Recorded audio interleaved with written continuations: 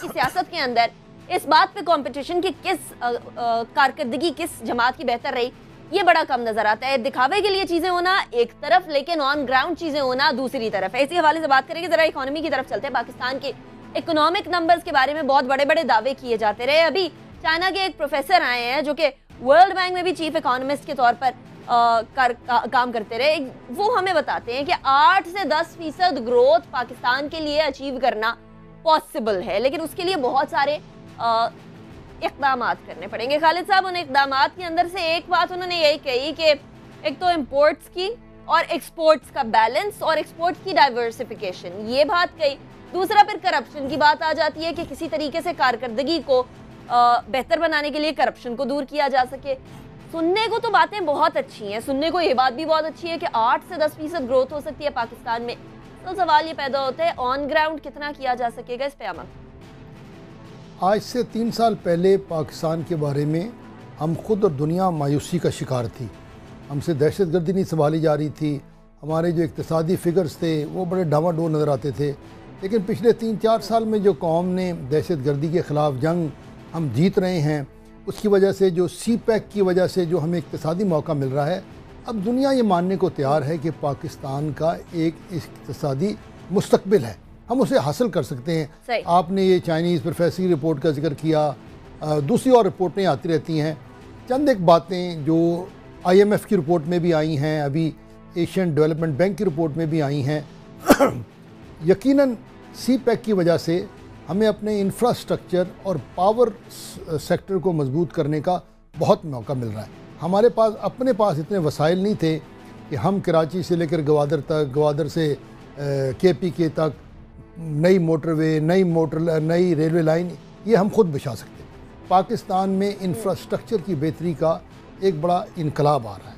लेकिन मेरे ख्याल में देखने वाली बात जिसका आपने भी जिक्र किया, जो कि IMF की रिपोर्ट आई है परसों, आज शायद अखबारों में एशियन डेवलपमेंट बैंक की रिपोर्ट आई है, वो ये कह रहे हैं कि 3-4 आपके बड़े मसले हैं। एक तो आपने जिक्र किया कि जनाब अपनी एक्सपोर्ट को बढ़ाएं। जब तक एक्सपोर्ट को नहीं बढ़ाएंगे पैसे कहाँ से देंगे। दूसरा वो ये कह रहे हैं कि जनाब आप अपने रेवेन्यू ज़्यादा करें, यानी टैक्स बेहतर करें, उससे पैसा होगा उसको तालीम पे लगाएं और तजारत पे लगाएं। अगली बात वो जो कह रहे हैं कि जनाब जब तक आप पढ़ लिख कर अपने लोगों को हुनर नहीं देंगे, अपनी ज़राअत को ठीक नहीं करेंगे, अपनी प्रोडक्शन को ठीक नहीं करेंगे, तो पैसा कहाँ से आएगा जिससे ये आप कर्जा उतारें। तो मेरे ख्याल में जो असल सोचने की बात ये है कि चाइनीज़ पैसा आ रहा है, हमने मार्केट से भी बहुत कर्जा लिया है।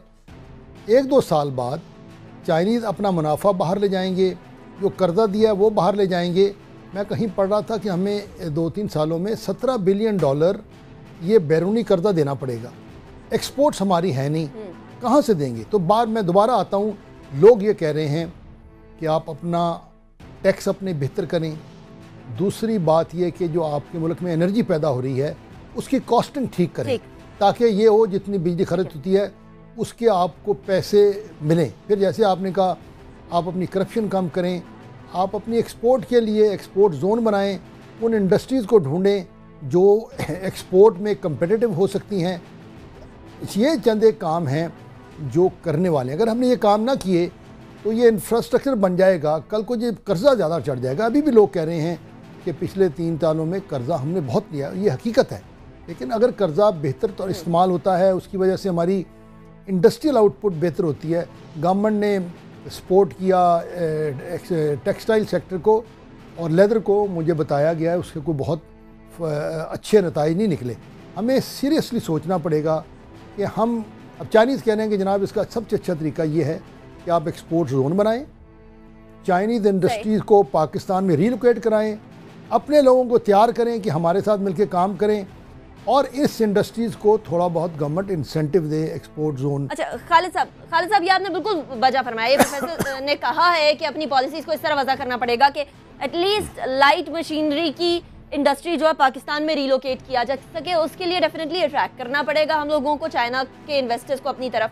लेकिन उन्होंने एक बड़ी अहम बात की, कहते हैं कि जी आपको ये पॉलिसीज वजह करनी पड़ेंगी, लेकिन सिर्फ और सिर्फ कागजी कार्रवाई तक नहीं, ऑन ग्राउंड इस तमाम चीज़ को लेकर आना पड़ेगा, प्रैक्टिस करनी पड़ेगी। और हमारे यहाँ सबसे बड़ा मसला ये है खालिद साहब कि हम लोग कागजों पे इतने सुनहरे हरूफ लिख देते हैं, इतनी रोजी पिक्चर दिखा देते हैं, लेकिन ऑन ग्राउंड वो चीज़ें नहीं होती। ये आपने दुरुस्त कहा। मैं जब गवर्नमेंट की नौकरी में था तो मुझे याद है एकदम मैं चाइना गया तो उनके प्लानिंग कमीशन में गया। मैं मुझे उन साहब का नाम भूल रहा है, बड़े मशहूर वो आदमी थे, पाकिस्तान से उनका बड़ा ताल्लुक़ था।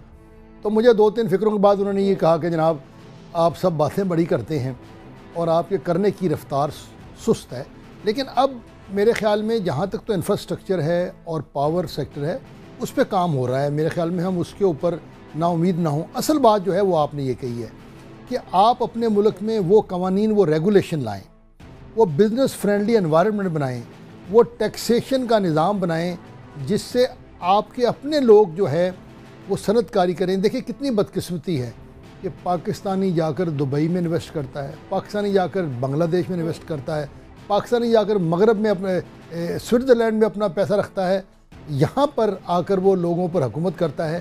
तो हमें लोगों को सहूलतें भी देनी है, निज़ाम भी बनाना है, लेकिन साथ साथ हमने लोगों से टैक्स भी लेना है।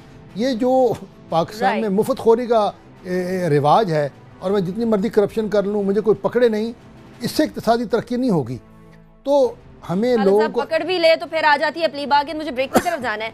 अगर पकड़े भी बार्गेन आ जाती है, प्ली बार्गेन कुछ पैसे देकर बाकी पैसे अपने पास रखिए। करप्शन का एक अच्छा तरीकाकार जिसको अब डेफिनेटली खत्म होने की तरफ जा रहा है, लेकिन अभी तक ये मौजूद है। इतना ज़रूर है कि पाकिस्तान को इकॉनमी बेहतर करनी है तो अपने जो तमाम दावे किए जाते हैं, बड़ी रोजी पिक्चर दिखाई जाती है, इसको वाकई में ऑन ग्राउंड करना पड़ेगा। और इस सच्चाई के कड़वे घूंट को जब तक हम पिएंगे नहीं तब तक हम रियलाइज नहीं करेंगे कि कुछ ना कुछ गड़बड़ है। ब्रेक की तरफ जाएंगे, ब्रेक के बाद कुछ सोशल इश्यूज डिस्कस करेंगे पाकिस्तान के हवाले से। ब्रेक के बाद बात।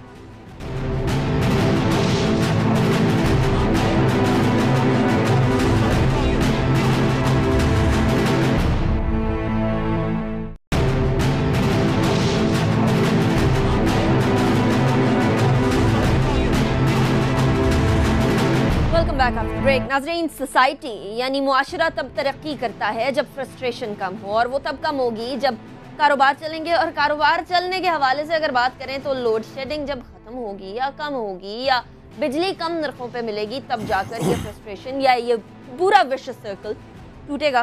खालिद साहब, लोड शेडिंग पर इलेक्शंस लड़े गए, लोड शेडिंग को ख़त्म करने के दावे किए गए, इलेक्ट्रिसिटी जनरेशन के हवाले से हर रोज मतलब हर आए दिन हम लोग सुनते थे ये प्रोजेक्ट, कुछ ना कुछ प्रोजेक्ट्स का इफ्तिताह चल रहे होते थे, लेकिन लोड शेडिंग नहीं खत्म हो पाई। आज भी हम लोग बारिशों की दुआएं करते हुए नजर आते हैं।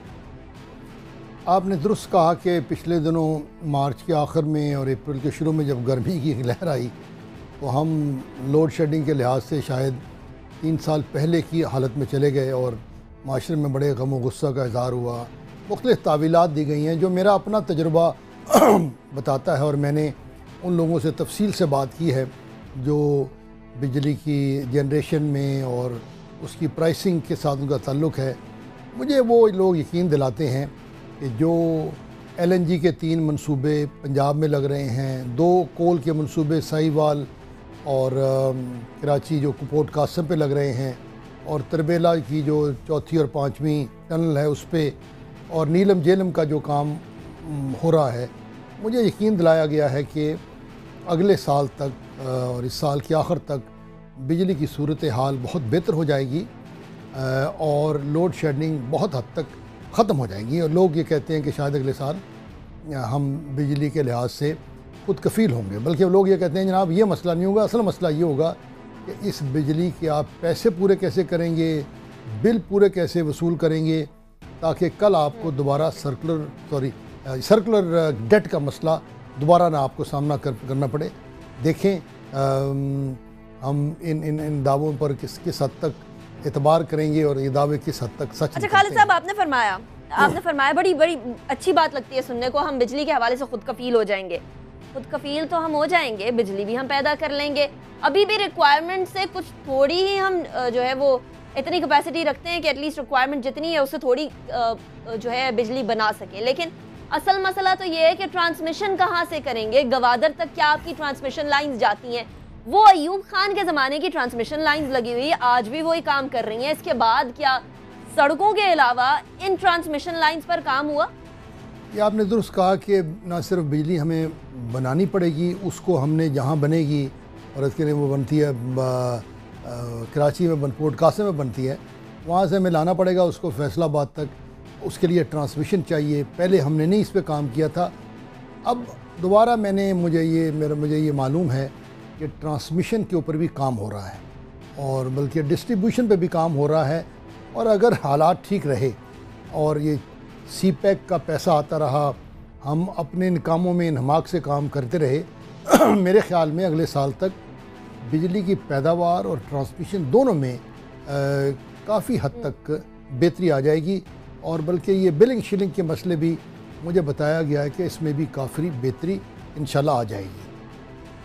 चलो खालिद साहब, बिलिंग की आपने बात कर ली है, तो जितना टैक्स होता है, कोई टैक्स आ जाए, किसी पावर प्रोजेक्ट का टैक्स आ जाए या फिर किसी कौमी इदारे का टैक्स आ जाए, टीवी का टैक्स आ जाए, वो तमाम के तमाम बिल में डाल दिए जाते हैं, इलेक्ट्रिसिटी के बिल में डाल दिए जाते हैं। यानी एक सारिफ अगर बिजली उसको फराहम होने भी लग जाए without any load shedding, without any interruption, उसके बावजूद भी वो जो बिल आएगा वो उसको पे करना मसला हो जाएगा।